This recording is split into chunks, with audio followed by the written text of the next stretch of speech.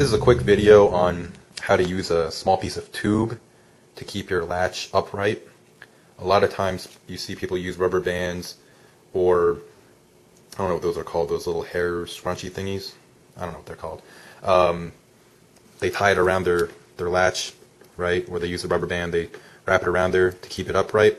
It's not a bad way, it does work. The problem I had with it though is the rubber band still doesn't keep it completely straight, it still has a little bit of movement, and eventually that rubber band does break. And it's just a big, pain in the ass. Every time you want to keep it open, you gotta sit there doing it over and over again. So one of the ways I keep the latch upright is I take a piece of tubing, about this big here. This actually just came out of a box I have.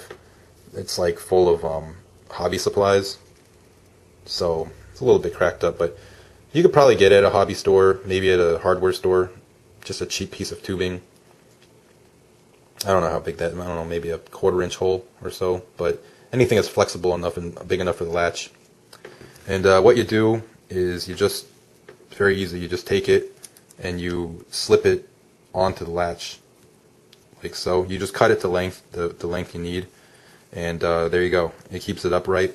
You don't have to worry about it snapping or breaking. Obviously it might crack a little bit like this one, because this has been on here for a while, but it's a little bit easier to take it on and off in case you do want to close up your lock up your Balisong at a later time.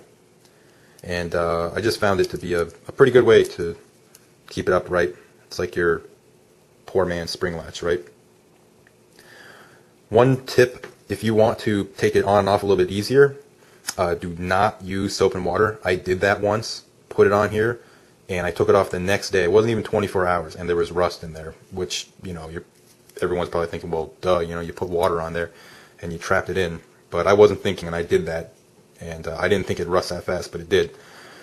So the better alternative is use oil.